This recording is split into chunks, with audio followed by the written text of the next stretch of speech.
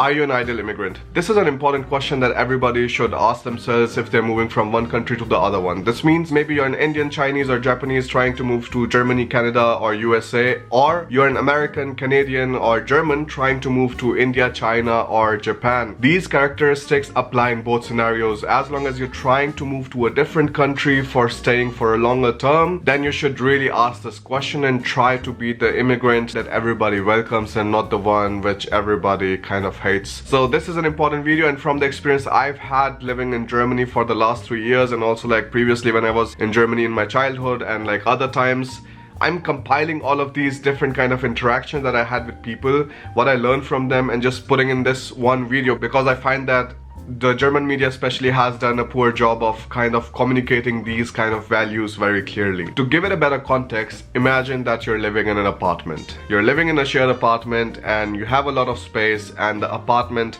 has a lot of repairs which are to be done. So because you're getting old, you decide, hey, I have enough space and I have some work that has to be done in the apartment. Let me just put out an advertisement and see what kind of people apply.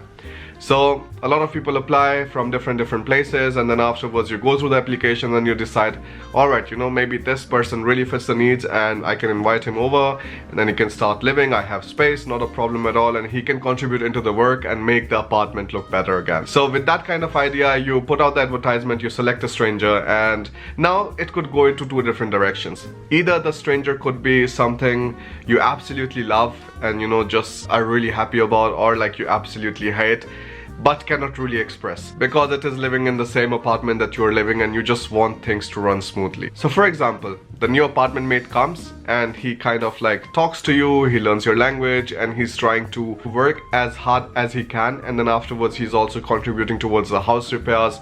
And this pretty much means that not only are you happy that you want to spend more time like getting to know them and you know just like kind of grateful that they're actually here in the first place and like helping out with whatever kind of repairs have to be done, whatever kind of contributions have to be made, and you're happy and you're grateful and you're like really kind of looking forward for them to like stay in the apartment for a longer time.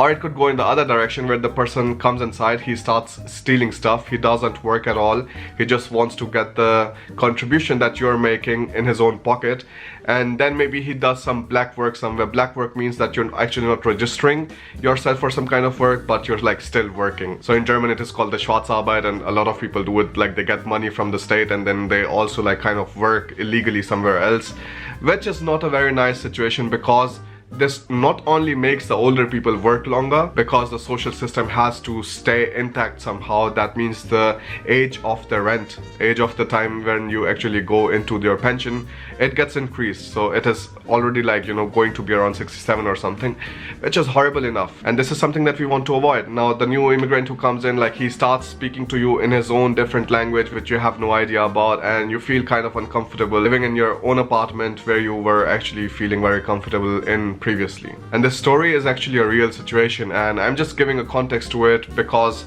I think it is super important to understand that these two kind of scenarios are very real in any country. So not just Germany, because these experiences is what I know in Germany, but I also know friends and colleagues and relatives who have gone to different kind of countries and they have complained about the same things or kind of expressed their concerns about the same things or happiness about the other things. So I mean, the first one, of course, it sounds like a really nice situation, and the second one sounds like a horrible situation. We have established that, and I think it would be true. Like for example, if a German would be wanting to live in India and I'm living in India and he comes to me and he starts speaking in German, I think I would be rather very annoyed, because if he's coming to live in India for a longer time and they want to like, you know, earn money and stay there and everything, I would rather expect him to learn English or learn Hindi or any kind of like maybe other regional language which is important to your region. And the same kind of story goes the other way around. If you're an Indian and you're coming to Germany and you're planning to stay here, and you're still like trying to speak to everybody in English or like Hindi or Punjabi, because well, this is also a situation I've come across so many times. Most of the times they're like, yeah, we cannot speak English, we cannot speak Hindi, we will just speak Punjabi, and like because there are a lot of people from Punjab. And so yeah, this is also a different situation that I've actually really encountered here. And of course we don't want to be like that. We want people to feel comfortable around us. The same is true when we are trying to be hospitable in India, and the same is true when we are coming to a different nation and we are trying to settle our life here. So if you're trying to speak German, if you're learning German because you want to stay here for the longer time, that is the right thing to do. But if you're just a tourist, you're coming here for maybe 2-3 weeks or like 3 months or something, then of course it is fine. Of course nobody's going to complain. Whatever I'm talking about is for the longer run, when you want to settle down in a different country. Here the important thing to note is that most of the times, because people will not come across like 10,000 or 20,000 like immigrant Indians who are living in Germany. Somebody will just come across one, and the way you behave with that person or the way you are with that person is going to pretty much stereotype the entire story for everybody else. The same goes for Germans. If you met one German, maybe he was grumpy as hell and like, you know, he was annoyed and angry and whatsoever, you're going to pretty much really generalize it for everybody. And even though in the back of your head you would like very clearly understand that, hey, I shouldn't generalize, but you just cannot help but get the same kind of feeling for any other German you might meet in the future. And this kind of stereotype building is a real phenomenon, and that's why you also like see people generalizing things sometimes so easily, even though in the back of their head they know that, hey, stereotyping isn't really the correct way of describing any kind of scenario, and we should be better than that. But well, you can't help it. So of course you want to leave the best impression possible, and to be the ideal immigrants there should be a few values that we should have that I'm going to discuss now. The first one is having a skill. I think this is really important, and from having a skill I just don't mean like, you know, you should always be an engineer or an architect or lawyer or doctor or something. No, you could be a handyman, you could be a carpenter, you could be a plumber, you could be a nurse or like whatever, but as long as you have a skill and you can add some real value in the target country, you're more than welcome. And people will always be happy to have you because their work gets reduced and there is somebody else who's trying to contribute into their own apartment, like the previous story. Then the second one is willingness to work, because I've seen a lot of people, and I think the situation just got even worse with the refugee crisis, where Germany actually thought that, you know, we are going to take a lot of refugees, of course because of the humanitarian reason too, but because we want them to work afterwards. We want them to integrate into the society and start working afterwards, which actually did not happen as they planned. Many people think that, hey, you know, we are getting money from the German state anyways, which is called the Arbeitslosengeld or the unemployment allowance. So why should we work when we're just getting money for free and just like doing some kind of Schwarzarbeit or like this black work on the side? So a lot of people do that, but the problem with that is that you're actually not helping out the older people who are actually paying for your unemployment allowance, because this is how pretty much the entire society is working. The people who are working are paying for the people who are not working, because it just doesn't go other way around. The country is not just like generating money of its own and then just giving to the unemployed people. No, it is like real people, real employed people who are maybe right now 67, 65, 66 or something, and they are paying for somebody who is 23 years old, but he's just lazy and he doesn't want to do the work that is in front of him, which is horrible. So like, of course we don't want to be that kind of immigrants either. And most of the Indians that I know, like, this is the nice part, that most of us want to do a nice education. We are doing our masters or bachelors, and then we want to work afterwards and we are paying our taxes afterwards. And this is an ideal scenario, and like this is why I also like tell most of the people I come across that, hey, like really, like Indians are pretty much the ideal immigrants that you can find, because they want to study further, they want to do like nice jobs, and then they want to pay their taxes. And as long as any kind of immigrant wants to do this, you are just going to be grateful to have them in your country. Now the third one is paying their taxes. So this pretty much stacks with the previous one, that as long as you're working, you're paying your taxes, so that you're contributing to whatever kind of facilities that you're using, the nice roads, the nice healthcare system.